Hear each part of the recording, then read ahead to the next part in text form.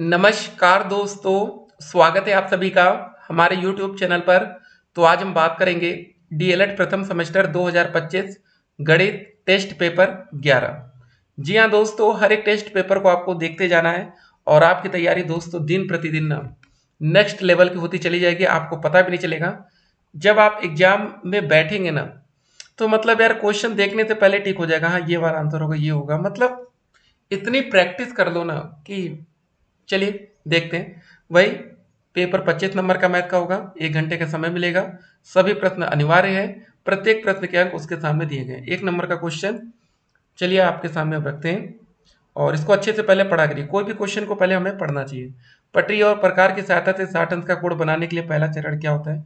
सबसे पहले दोस्तों आप एक ऐसी लाइन खींचते हैं, ठीक है, और यहाँ पर गोला प्रकार की एक नोक रखते हैं यहाँ पर, ठीक है, और ऐसे एक चाप खींचते हैं, ठीक है, और यहाँ पर फिर दोस्तों गोला प्रकार की नोक रखते हैं, ये कट करते हैं और ऐसे खींचते हैं, ये 60 अंक का कोड बन गया।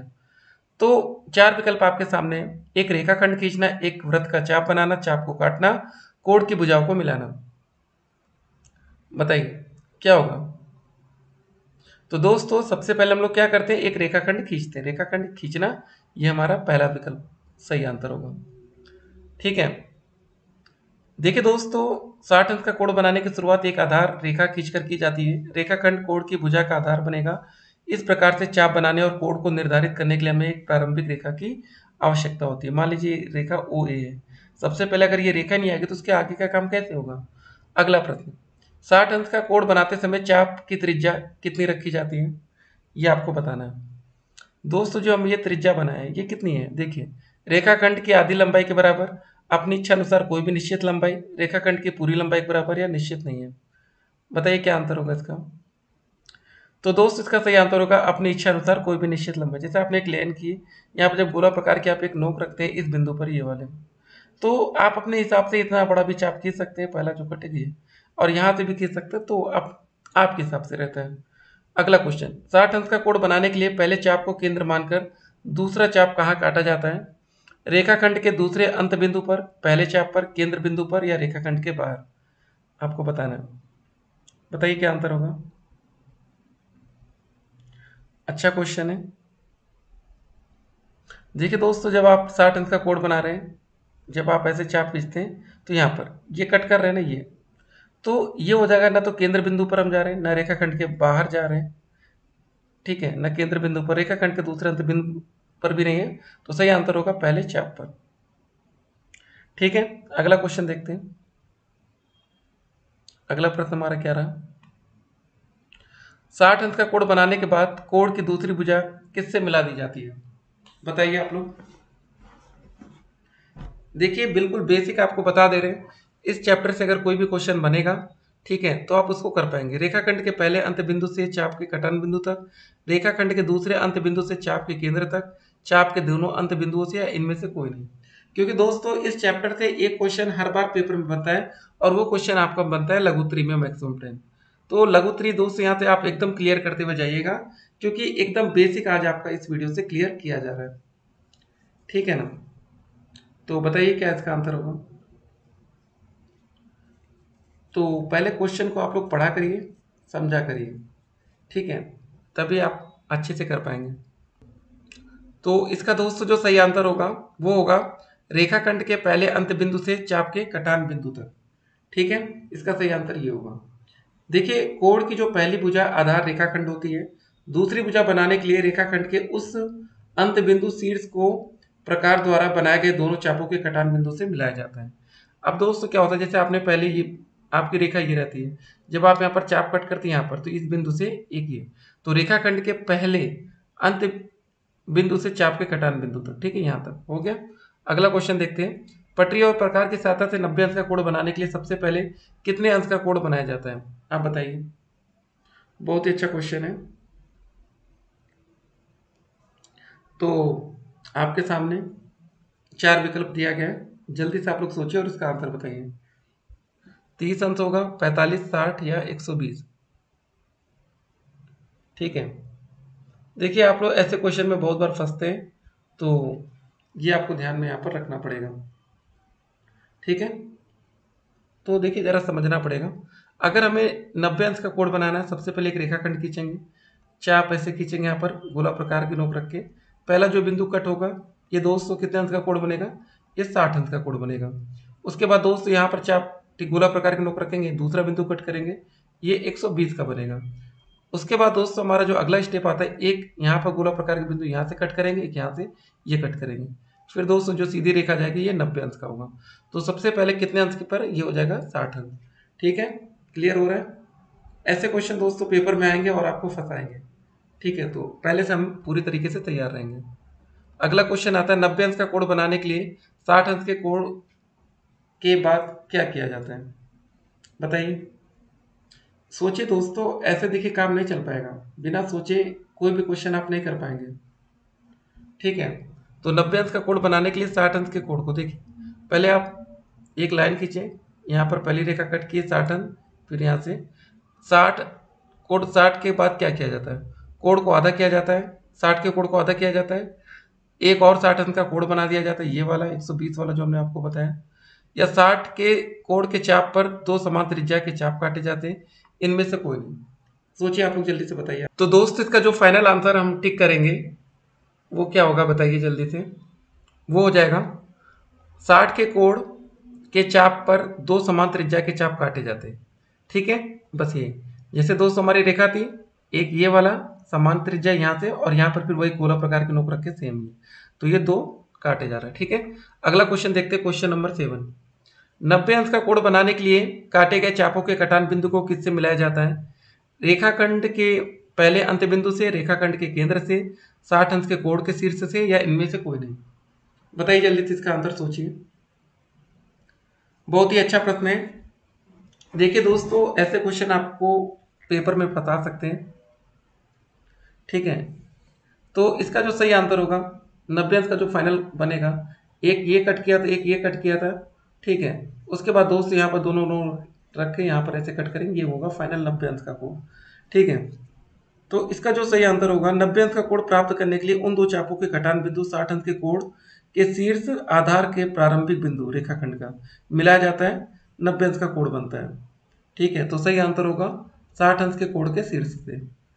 अगला क्वेश्चन, पटरी और प्रकार की सहायता से 120 अंश का कोण बनाने के लिए कितने 60 अंश के कोण एक के बाद एक बनाए जाते हैं। पहला ये हो गया, पहला 60 अंश का कोण ये हो गया, दूसरा ये हो गया, तो कितने बनाए जाएंगे, सिंपल सा होगा आपका 2।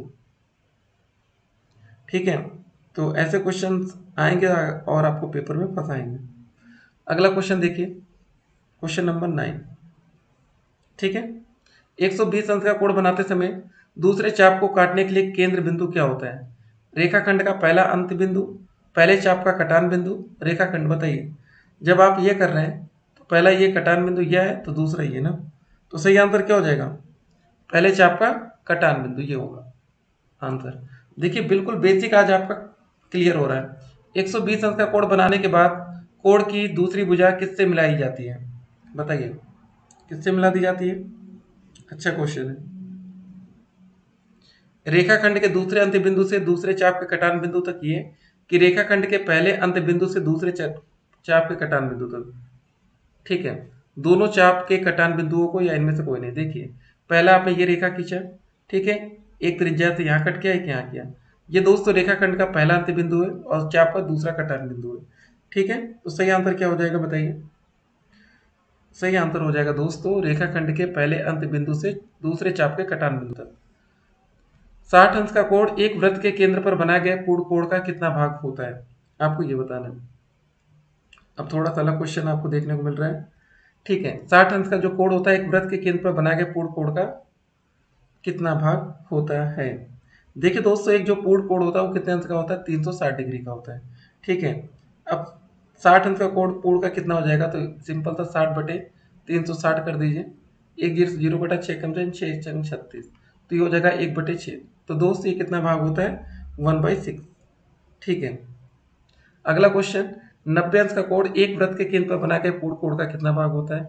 फिर वही पूर्ण कोण 360 डिग्री होता है, तो आप इसको क्या करेंगे, 90/360 कर देंगे, 9 चौके 36, तो हो जाएगा 1/4। सही आंसर होगा का विकल्प। अगला क्वेश्चन, 120 अंश का कोण एक वृत्त के केंद्र पर बना के पूर्ण कोण का कितना भाग, पूर्ण कोण कितना 360 डिग्री, तो इसको क्या करेंगे 120/360, एक जीरो से जीरो कटा, 12 कम 12, 12 3 36, 1/3 आ गया। सही आंसर हो जाएगा ख विकल्प। ठीक है, तो हर क्वेश्चन देखिए हम आपको बताते हुए चल रहे हैं। 60 अंक का कोण बनाने की विधि किस ज्यामितीय आकृति की रचना में सहायक होती है? वर्ग बनता है, आयत, समबाहु त्रिभुज या समांतर चतुर्भुज? बताइए जल्दी से आप लोग। देखिए दोस्तों, जो समबाहु त्रिभुज होता है उसके जो प्रत्येक कोण होते हैं वो कितने अंश के होते हैं? वो होते हैं 60 अंश के। ठीक है, वर्ग में 90 अंश आता है। ठीक है, तो हम समबाहु के साथ जाएंगे। 90 अंश का कोण बनाने की विधि किस ज्यामितीय आकृति की रचना में महत्वपूर्ण होती है? बताइए। समबाहु त्रिभुज बिल्कुल नहीं, वृत्त बिल्कुल नहीं, समांतर रेखा नहीं, ये हो जाएगा लंब रेखा है, लंब। ठीक है, ये 90 डिग्री। अगला क्वेश्चन, 120 अंश का कोण बनाने की विधि का उपयोग करके और कोणों को समद्विभाजित विभाजित करके कौन सा कोण बनाया जा सकता है? 120 अंश का कोण बनाने की विधि का उपयोग करके 120 पहले बना लीजिए। ठीक है, कट गया, ये आ गया हमारा 120 अंश का कोण। ठीक है, और कोणों को समद्विभाजित विभाजित करके कौन सा कोण बनाया जा सकता है? 45, 30, 75 या 90? बताइए जल्दी से। हर क्वेश्चन दोस्तों इंपॉर्टेंट होता है, बस आप उसको समझिए और करिए। ठीक है, तो आपको यह समझना पड़ेगा, यदि हम 60 अंश का कोण समद्विभाजित विभाजित करते तो 30 अंश का कोण मिलता है। 120 अंश का कोण सीधे तौर पर 30 अंश बनाने के लिए पहला कदम नहीं है, लेकिन 60 अंश का कोण 120 की रचना से बनता है और फिर 60 को समद्विभाजित विभाजित करके 30 प्राप्त किया जा सकता है। तो दोस्तों इसका सही आंसर होगा 30।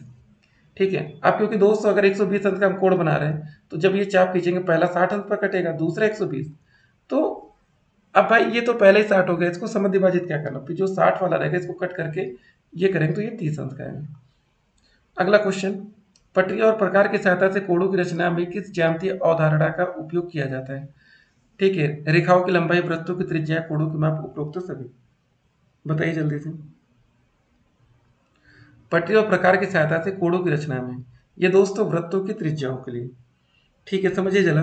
पटरी का उपयोग सीधी रेखाएं खींचने के लिए किया जाता है, जबकि प्रकार का उपयोग निश्चित त्रिज्या वाले चाप और वृत्त बनाने के लिए किया जाता है। कोणों की रचना में समान त्रिज्या वाले चापों का उपयोग महत्वपूर्ण होता है। ठीक है, तो जो सही आंसर होगा वृत्तों की त्रिज्या। अगला क्वेश्चन, यदि आप पटरी और प्रकार की सहायता से 60 अंश का कोण बना लेते हैं, फिर उसे समद्विभाजित करते तो आपको कितने अंश का कोण प्राप्त होगा? देखिए दोस्तों, अगर आपने पटरी और प्रकार की सहायता से एक 60 अंश का कोण बनाने की कोशिश की, ये कट किया, ये दोस्तों 60 अंश का कोण बन गया। अगर यहाँ पर एक पूरा प्रकार की नोक रखेंगे और यहाँ पर रखेंगे, जब ये दोस्तों कट करेंगे तो ये बनेगा 30 अंश का कोण। तो ये दोस्तों का विकल्प एकदम करेक्ट आंसर होगा। चलिए दोस्तों, उम्मीद करते हैं कि आपको वीडियो समझ में आई होगी। ऑल द बेस्ट, फिर मिलते हैं, स्टे कनेक्टेड।